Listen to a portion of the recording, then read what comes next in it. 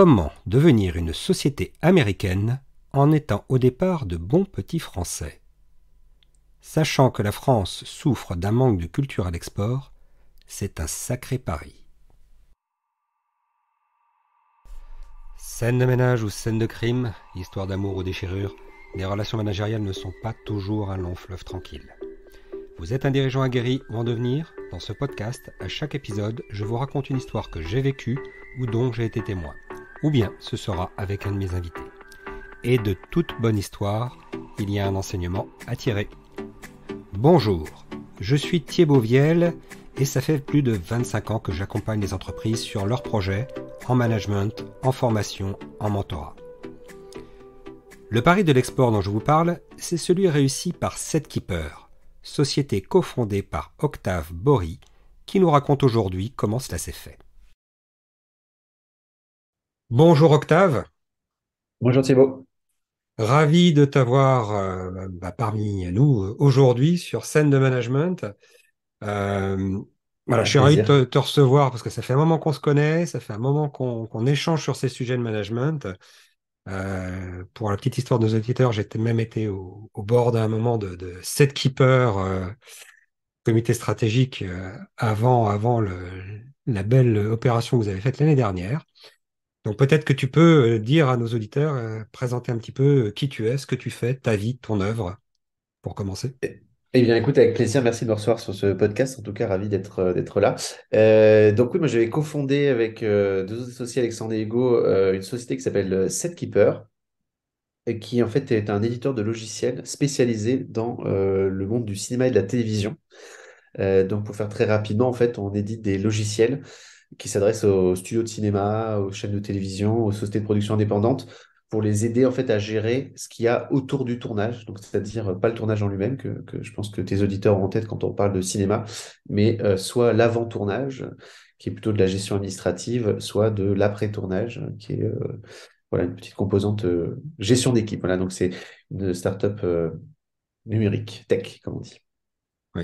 Donc tu parles effectivement de la gestion d'équipe dans les tournages, mais la gestion d'équipe, c'est un sujet qu'on a sur tout projet, de quelque nature qu'il soit, et c'est vraiment un sujet sur lequel on est encore beaucoup sur des choses artisanales souvent. Donc tu pourras nous dire un petit peu effectivement ce que ça apporte à votre solution. Tout à Moi, fait. en tout cas, j'avais trouvé très très intéressante pour avoir participé à des tournages où c'était fait à la main et d'avoir vu l'apport de cette keeper. J'avais trouvé ça tout à fait remarquable comme gain de temps et le fait d'éviter aussi énormément d'erreurs, de ressaisies, de fluidifier les process, tout ça, c'est tout bon manager de projet comme je suis est très sensible à toutes ces aides-là.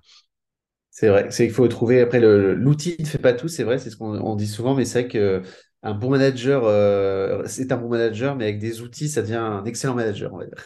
Voilà, tout à fait.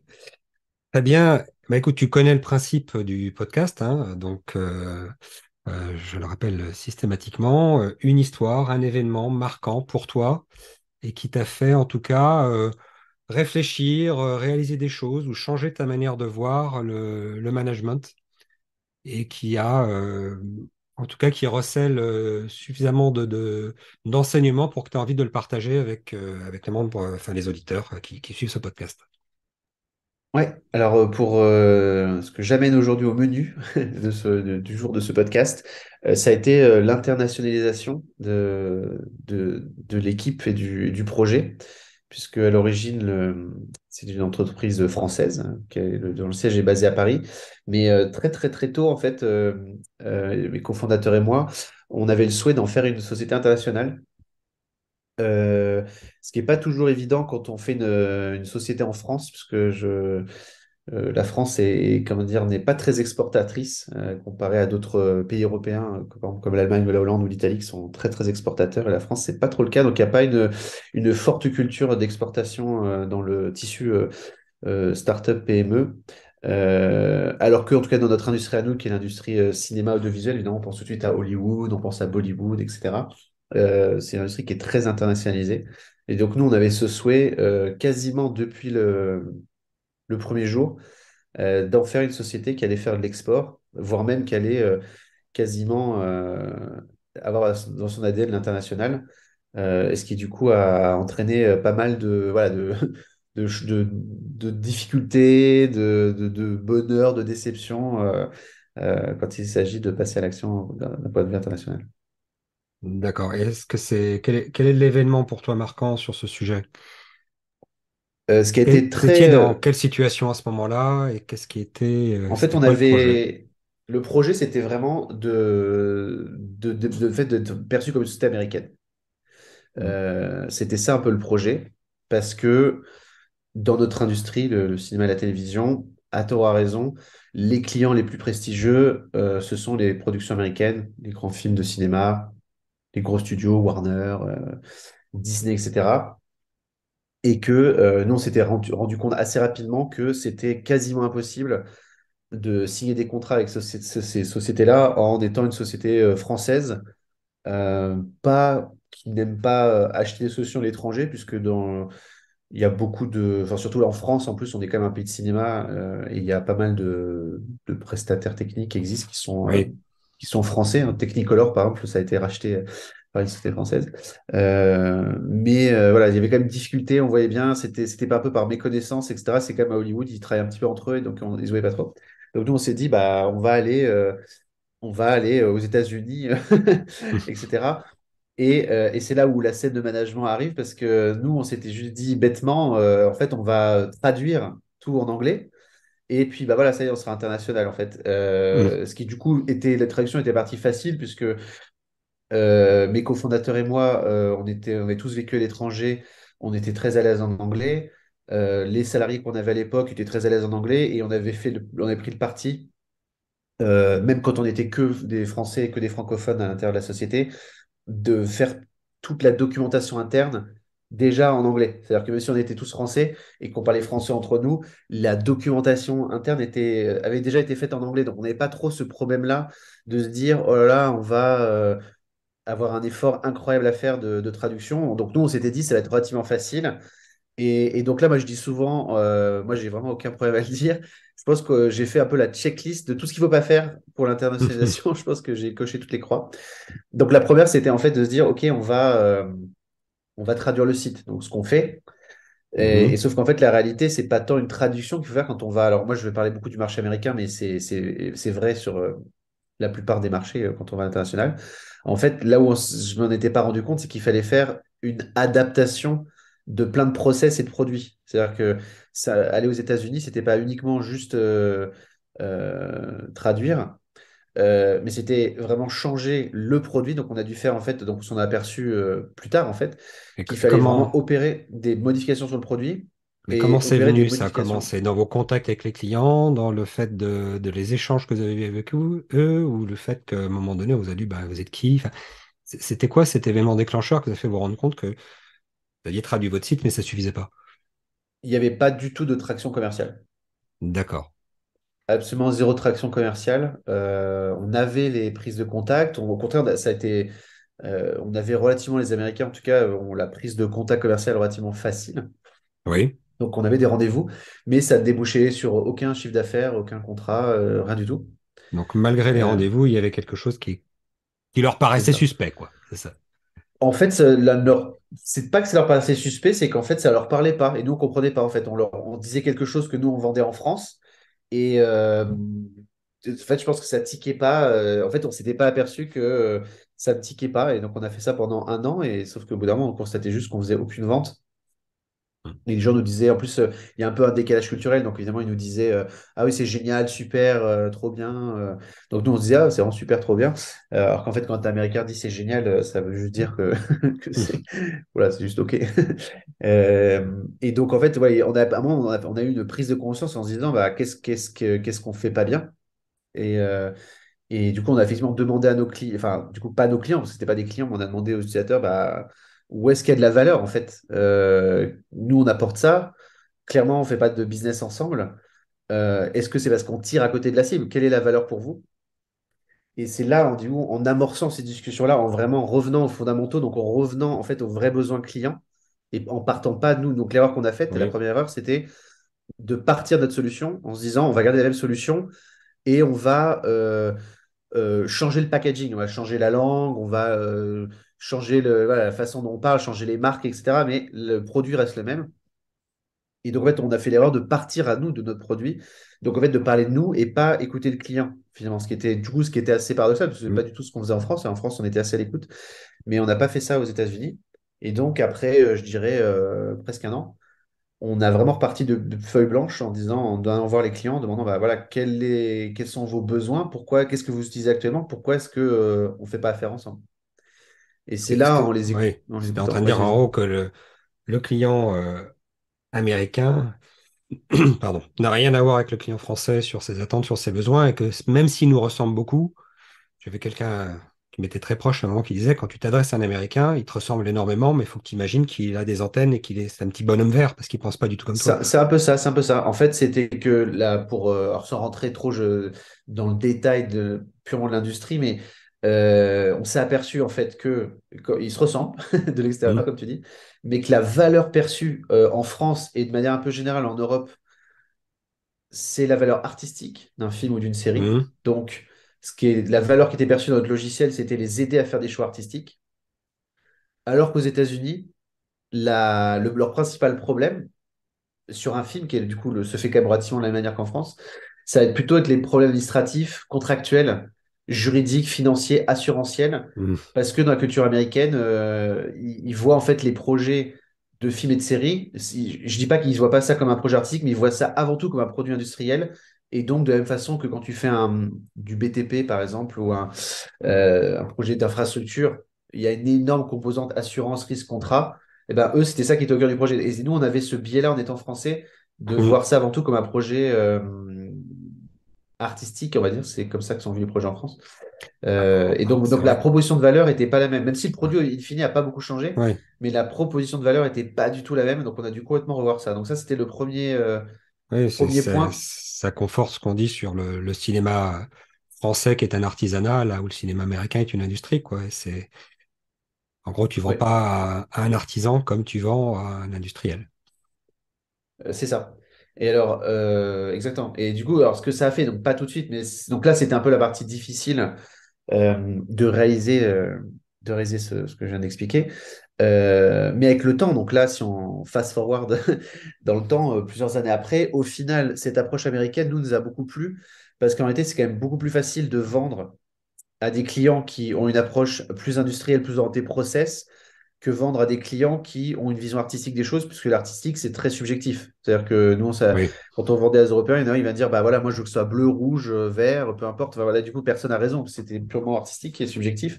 Alors que quand on parle à des process très carrés, financiers, administratifs, juridiques, contractuels, etc., voilà, donc ensuite, donc ça c'était le premier point, c'est que la proposition de valeur n'était pas la même et on a dû faire un petit peu évoluer le produit et énormément évoluer la façon dont on le pitchait. Ça, c'était le premier point. Le deuxième point, c'est qu'on a dû changer nos process internes. C'est-à-dire que comme je disais juste avant, puisque la valeur perçue était sur le process, en fait, il a fallu que nous-mêmes en interne, on consolide nos process. C'est-à-dire qu'on passe à de la signature électronique, qu'on monte en compétence sur les audits, audits financiers, audits techniques, audits juridiques que ce que les clients français ne font pas du tout. Même quand on travaille avec Mm. des très grosses structures européennes, c'est rarissime qu'on fasse ce genre de choses-là. Alors qu'aux États-Unis, même une petite structure va faire ce genre de choses-là. Donc nous, en interne, on a dû monter en compétences et former les salariés pour que notamment les commerciaux puissent pas forcément faire tout le process, mais être capables de comprendre les différentes étapes et puis s'accompagner les clients. Donc ça, c'était le deuxième point qui a été très important et ce qui a fait vraiment monter en compétence l'entreprise et donc qui a été très bénéfique sur le long terme en réalité. Et le troisième point qui a été, lui, par contre, assez compliqué, c'était sur la partie RH, puisque là, il faut accompagner les salariés C'est là où dans le leur changement. management Exactement. Puisque autant les est fondateurs, on compliqué. va dire, l'initiative internationale venait de nous, et c'est quand même beaucoup plus facile quand on est le dirigeant, enfin beaucoup plus facile. En tout cas, l'initiative vient du dirigeant, et donc on est prêt à assumer, on va dire, les conséquences de nos choix, et nous, on avait cette envie-là. Par contre, les salariés, eux, ils n'ont rien demandé à personne, et c'est tous les changements que j'évoque, c'est des changements de gestion de projet, et c'est aussi des changements RH assez substantiels. Et donc, il a fallu accompagner aussi les équipes pour faire ça. Et ça, c'était un peu un point Est-ce que un peu pas est-ce que évident. tu Et as qu'on un oublie exemple un peu précis de changement RH impliqué par ça, sur les recrutements, sur Alors voilà, les oui, alors formations? bah, oui, voilà, alors, je peux en t'en citer trois par exemple. Mhm. Le premier point, ça a été effectivement, on a dû recruter des Américains. Mhm. Donc, ça veut dire qu'on va insérer dans une équipe française un ADN très très différent en termes de cohésion d'équipe, puisqu'on était sur des personnalités, on va dire, bah, françaises, avec une culture française. Donc, même si les gens étaient différents, il y avait quand même des points culturels communs. Oui. Et là, on a fait rentrer des Américains qui, du coup, peuvent, on essaie de, bon, on pourra peut-être développer si tu le souhaites, mais en tout cas, t'introduis de la diversité culturelle assez forte, Mhm. puisque les Américains sont quand même très différents des Français. Ça, c'est le premier point. Le deuxième point, c'est que ça qui est purement logistique, mais qui a été très compliqué à gérer, c'était que nous, notre principale cible aux États-Unis, c'était la côte ouest, c'était Los Angeles, qui a 9 heures de décalage avec la France. Et donc, c'est comment est-ce qu'on permet aux salariés de travailler avec ce décalage horaire énorme sans que ça impacte trop leur vie personnelle, etc. Et donc, comment est-ce qu'on met en place Oui. des process pour faire ça? Et le troisième, qui est peut-être plus sur la partie commerciale, c'est la partie vente, sales, comme on dit, euh, où là, il a fallu vraiment changer complètement l'ADN et désapprendre, en fait, que les commerciaux désapprennent ce qu'ils faisaient. Là où ça a été très compliqué, c'était de même de leur faire abandonner des comptes clients, puisqu'à un moment donné, nous, comme je disais, le produit a fortement évolué. Mhm. Ce qui a été, je pense, le plus difficile, c'était à un moment de dire, OK, on arrête d'aller chercher certains clients français qui rapportaient du chiffre d'affaires Ah oui, c'est et on chaud. va, ouais, chaud. On va, parce que du coup, ça, c'est super frustrant, parce que, et c'est très compliqué à expliquer, puisque le chiffre d'affaires sur une année, il va soit décroître, soit rester stable, alors qu'en fait, il y a un énorme travail commercial qui va être de remplacer du chiffre d'affaires français par du chiffre d'affaires américain. Donc, en fait, sur l'année où on fait le changement, on a l'impression que les commerciaux sont pas du tout efficaces, alors qu'en fait, il y a un énorme travail qui est fait de remplacement de chiffre d'affaires. Et donc ça, c'est pas évident, notamment pour les commerciaux qui ont des bonus Oui. indexés sur leurs ventes. Pas évident à faire. Donc ça, c'était un peu aussi un challenge. C'était un peu ces trois points enfin, il y en avait d'autres, mais notamment ces trois points, là, recrutement, gestion un peu des outils, des process pour la gestion du décalage horaire et de la langue. Et le troisième qui était un peu sur la partie commerciale client. Alors du coup, comment ça s'est manifesté au niveau des collaborateurs, ces difficultés? Euh, à quel niveau les difficultés? Est-ce qu'il y a eu des récriminations, des départs? Est-ce qu'il y a eu des difficultés spécifiques de Alors savoir-faire? nous, on l'a présenté de manière assez positive en disant que quand même le fait d'être avec les États-Unis, la Californie, etc., c'était quand même super positif, ça allait leur permettre voilà, de monter en compétences. Moi, ce que j'ai mis en place, c'est que j'ai mis pour tous les salariés qui le souhaitaient ou ceux pour lesquels j'avais des doutes sur leur niveau d'anglais, on leur a payé des formations en anglais, des Mhm. formations certifiantes au cours du soir. Donc, on a plusieurs salariés qui une ou deux fois par semaine, faisaient donc des cours d'anglais, donc pour ceux qui D'accord. n'étaient pas forcément à l'aise avec l'anglais. Donc, ça, c'était bien. On a fait aussi intervenir des formateurs américains qui ont fait des formations à l'équipe sur la culture américaine en comparaison avec la culture française, sur la façon de faire des films et des séries aux États-Unis avec un focus sur les différences. Donc là, on a beaucoup investi en formation pendant 2 années.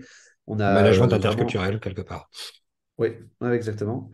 Ensuite, on a fait venir donc on a recruté des Américains, on a fait le choix de recruter des Américains d'abord dans le bureau parisien. Mhm. Et ça, c'est pas facile Oui. de trouver des. Est-ce que les Américains, c'est un petit peu. Alors, à tort ou à raison, je ne sais pas, mais viennent avec une aura américaine. Ça veut dire que même un Américain qui est moyen dans son pays, il débarque en France, tout de suite, il est superstar parce que bah, il va Mhm. parler bien anglais, etc. Donc, je ne dis pas que c'est forcément une bonne chose, mais ça m'a toujours fait un peu amuser. Mais ils viennent eux-mêmes, ils sont conscients de cette aura-là, donc ils sont un peu compliqué, donc il faut trouver un peu des arguments pour les faire venir. Mais nous, on a réussi, on a la chance d'avoir réussi à recruter quelques salariés comme ça. Et ça, tout de suite, en tout cas, ça apporte une énergie à l'équipe qui est assez incroyable. C'est-à-dire que vraiment, les salariés français ont vraiment, enfin, en tout cas, moi, ce que j'ai remarqué, étaient assez fiers, en fait, d'être dans une structure internationale, de Mhm. parler en anglais. Ils ont vraiment, en fait, la sensation de progresser. Et ça, en fait, et du coup, pour moi, ça m'a amené plein de choses aussi. C'est-à-dire que j'ai vraiment réalisé que quand les salariés sentent qu'ils progressent, qu'ils apprennent des nouvelles choses, qui ne sont pas forcément liées d'ailleurs avec leurs tâches du quotidien, et ben, ça crée une énergie très, très positive. Et donc là, moi, ce que j'ai fait, c'est que j'ai créé des binômes français-américains pour voilà, faire de l'interculturel. Même si objectivement, je pense que les Français ont quand même fait plus d'efforts. En tout cas, j'ai le sentiment que les Français ont fait eux-mêmes plus d'efforts d'acculturation que l'inverse. D'accord. Donc, je ne sais pas si c'est bien au final. J'ai l'impression que nous, on est parti un peu du principe. Moi, je partais un peu du principe que la culture dominante allait être la culture américaine et que donc c'était aux Français de s'adapter. Mais bon, en tout cas, c'est bien passé comme ça. Et ce qui a permis après de faciliter 2 ans après quand on a recruté des salariés américains dans notre filiale américaine. Oui, parce Puisque que du coup, il y avait déjà l'étape des d'après, Américains. oui. Ça, c'est l'étape d'après. Voilà. Donc la première étape, c'est américaniser la société en France. Et donc, nous, on a tout fait au début depuis la France. C'est-à-dire que on faisait le démarchage depuis la France depuis Paris, avec pas tant de voyages que ça, parce que nous, on n'avait pas trop d'argent non plus à mettre dans les voyages, les hôtels, etc. Donc au Mhm. final, on en a fait, mais c'était relativement limité. Donc je dirais que le coût finalement d'aller à l'export vers l'international était assez faible, et je pense que les gens étaient assez impressionnés quand on leur disait le faible budget qu'on avait fait pour aller récupérer les premiers clients américains. Et donc nous, on a Mhm. réussi à aller récupérer des Depuis très la très jolis France. comptes depuis la France à Paris. Sans filiale, sans structure juridique, mais voilà, en achetant un numéro de téléphone américain et en ayant des Américains qui parlent au téléphone, on a réussi à aller chercher quand même des premiers clients américains, assez, en plus des beaux noms. Et au bout d'un moment, on s'est dit, OK, c'était un peu tout bête, mais des fois, on avait des remarques sur les factures qu'on envoyait qui étaient quand même avec un en-tête français. Ah, Et c'était tout bête, mais les Américains ne comprenaient pas ce que c'était le virement SEPA. Ils ne comprenaient pas, ils voulaient nous envoyer des chèques. Donc ça crée un peu de la friction au oui. niveau du closing. Euh, C'était pas dramatique, mais on s'est dit que c'était pas génial et on était prêt psychologiquement à se dire qu'on va créer une filiale. Et donc on a créé une filiale à Los Angeles et on a fait des premiers recrutements voilà, de locaux, on va dire, d'Américains sur place. Et il faut dire ce qui est quand même, moi j'ai toujours été impressionné, les Américains quand même, les premiers salariés en tout cas, ça m'a toujours impressionné qu'en fait ils décident de venir dans une société qui est nouvellement créée, dont il y a à peine des bureaux, dont la société mère est en France. Voilà, mais les Américains ont quand même cette mentalité pionnière de prendre des risques Mhm. pour eux. Ils trouvaient ça pas, pas normal du tout, ça ne les dérangeait pas. Alors que je me disais l'inverse, voilà, être un salarié français qui travaille pour une maison américaine complètement à distance, je ne sais pas si beaucoup de gens l'auraient fait. Euh, voilà, mais on a des gens très motivés, donc finalement, ça s'est plutôt bien passé. Les salariés américains étaient rassurés de voir qu'il y avait des Américains qui avaient fait le choix de venir travailler dans une société Mhm. française. Donc, je pense que ça a beaucoup joué, ça aussi, de se dire, parce qu'ils pouvaient partager des petites anecdotes culturelles. Et donc, après, en termes de management, moi, ce que j'ai fait, encore une fois, un peu dans l'optique d'américaniser la culture. On mettait des fêtes dans le calendrier, des fêtes américaines. Donc, on mettait le 4th of July, on mettait Mhm. Thanksgiving, les Américains faisaient des quiz culturels sur Thanksgiving, sur les présidents américains. On faisait des commentaires de football américain, de NBA. Et, euh, et en fait, comme en réalité, nous, on avait recruté des salariés français, un de nos critères, c'était de recruter quand même des gens qui aimaient le cinéma. Évidemment, dans le lot, il y a quand même beaucoup de films américains. C'est Donc, clair. donc, il y avait quand même beaucoup de références américaines. Et ça que j'ai bien aimé moi, chez Setkeeper, c'est que quand même, quand on avait formalisé notre culture, on avait fait un moment un exercice justement de... Alors là, je m'écarte un peu du sujet internationalisation, mais il y a quand même un petit lien. On avait fait à un moment donné un exercice. On avait pris et fait venir un consultant pour nous aider à faire des ateliers pour formaliser la culture de Setkeeper. Et avec cette notion de dire en fait qui on est vraiment. Parce que moi, certains salariés m'avaient dit, on manque d'honnêteté parce qu'en fait, on ment aux clients se faisant passer pour américain alors qu'on est français. Mhm. Et certains, notamment les commerciaux, eux disaient non, non, non, il faut dire qu'on est américain parce que ça stresse sinon les clients. Oui. Et d'autres personnes dans l'équipe disaient bah oui, mais en fait, on n'est pas honnête. Voilà, donc ça, c'était assez intéressant en termes de Mhm. culture. Donc je m'étais dit ok, il faut qu'on travaille là-dessus et qu'on arrive à formaliser les choses. Donc on avait fait une série d'ateliers. où tout le monde était convié, c'est-à-dire que même les stagiaires pouvaient participer, tout le monde pouvait, vraiment, c'était ouvert, etc. Ça a duré plusieurs mois. Et ce qui est assez génial, au final, l'intelligence collective, je trouve, est quand même assez merveilleuse. Ce qui était ressorti, c'est que c'était pas qu'on était une société française ou une société américaine, mais on était une société du cinéma. Et le cinéma, c'est un langage universel. C'est-à-dire que les metteurs en scène, ce Super. qui est génial, c'est que la mise en scène, en fait, il y a des réalisateurs japonais, des réalisateurs français, des réalisateurs italiens, des réalisateurs chiliens, des réalisateurs canadiens. Enfin, il y a voilà, c'est vraiment le langage du cinéma, c'est l'art, c'est le langage universel. C'est raconter des histoires et un grand plan, un travelling, etc. Ça reste universel. Il y a pas il y a des styles de pays, mais ça reste des films. Et c'est ça qui est génial, c'est on peut être français, aller voir des films de n'importe quelle nationalité, etc. Et ça, les gens se sont vraiment retrouvés là-dedans. Et en fait, moi, j'ai beaucoup utilisé ce ciment-là culturel et donc beaucoup utilisé en termes de management des métaphores. Donc, nous, toutes nos valeurs de l'entreprise qu'on a formalisées, on avait formalisé 5 valeurs dans l'entreprise et toutes étaient liées à un film, en fait, ou à un genre de film. Donc, par exemple, pour dire qu'on essayait de réfléchir, de ne pas être dans la spontanéité, donc de ne pas être violent quand on interagissait en interne, enfin, de respecter l'autre, etc. Nous, on disait, bah, ça, c'est être un Jedi, comme dans Hmm. Star Wars. Donc, voilà. Et il y avait, par exemple, sur le respect culturel des autres, on appelait ça Royal with Cheese, qui est cette scène dans Pulp Fiction où Hmm. les personnages dans la voiture discutent, disent est-ce que tu es déjà allé dans un McDonald's en France? Et du Oui. coup, ils disent ah, et comment ils appellent le quarter pounder? Et du Ouais. coup, en fait, ils disent bah, il n'y a pas le quarter pounder parce qu'en fait, ils utilisent en France le metric system, le système métrique. Et donc, il y a un des personnages qui dit mais comment ils appellent le quarter pounder? Ils disent ils l'appellent le Royal with Cheese. Royal Et with du cheese, coup, ouais. Cette scène donc cette entre scène de Pulp Travolta Fiction, voilà exactement, et Samuel Jackson et qui Samuel L. est Jackson culte. qui est énorme. Cette scène est culte. Et en fait, nous, et du coup, c'était devenu vraiment un truc, un phénomène de l'entreprise où à chaque fois on disait roll with cheese et on avait mis un petit emoji, justement, hamburger, machin, etc. Et donc, quand il y avait un sujet de dissension, comme il peut arriver dans n'importe quelle équipe sur des fois des sujets, voilà, toujours quelqu'un mettait le petit emoji hamburger pour rappeler que voilà, il fallait faire preuve qu'il y avait des fois on avait des standards culturels qui pouvaient diverger, mais en fait, on parlait quand même de la même chose. Donc ça, c'était pas mal. Donc, ça, c'était assez spécifique à notre entreprise, mais ça marchait pas mal.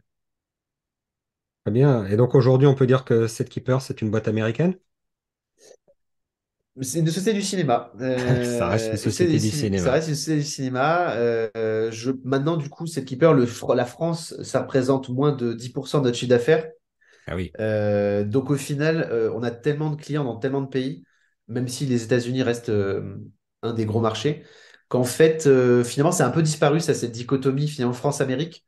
Parce que il y a une espèce d'homogénéisation qui s'est faite et on peut travailler à la fois avec des Allemands, des Américains, des Canadiens, des Indiens, etc. Donc au final, ce côté international, ça a dépassé même le côté américain et on est vraiment devenu très international. La seule chose avec les États-Unis, c'est que les clients, sans qu'on leur dise, pensent qu'on est américain. Mhm. Notamment en France. Et une petite anecdote, moi, qui m'a fait beaucoup rire, c'est que ça m'est arrivé plusieurs fois, de plusieurs reprises, qu'un producteur français avec qui j'étais en rendez-vous me dise Seth Keeper, on vous aime beaucoup, mais quel dommage que vous soyez américain. Ça, c'est vraiment dommage qu'il n'y ait pas une solution française comme vous. Et ça m'est arrivé plusieurs fois. Ça, à chaque fois, on leur dit, vous savez, c'est une société française, la maison mère, et ils disent, mais non, c'est pas possible. On leur dit, si, si, si, si. Et donc, ça, c'est assez drôle. Donc, même des clients avec qui on travaille depuis longtemps, je me suis aperçu une fois que même des clients avec qui on a fait plusieurs projets pensent qu'on est américain. Donc, Eh certains ben, dans l'équipe voient ça comme un succès, d'autres disent, ah, voilà, c'est. quel Donc, retournement de ouais, situation. très très drôle. Ouais. Et même, ça m'est arrivé une fois, même aussi une fois au CNC, qui est le Centre Centre national national du du cinéma, cinéma. qui distribue des fois des aides, des subventions pour certains projets quand ils appellent à projets. Et une fois, ça m'est arrivé d'avoir une personne au CNC qui m'a dit, ah bah oui, cette keeper, vous, par contre, ça va pas être possible, vous n'êtes pas éligible parce que comme vous êtes américain, c'est réservé aux sociétés européennes. Et du coup, pareil, je lui ai réexpliqué quand il ne me croyait pas. Je lui disais, mais si, si, on est européen. Et il me disait, mais non, vous n'êtes pas européen, vous êtes américain. J'ai dit, si, regardez, on a un cabis français. C'est marrant.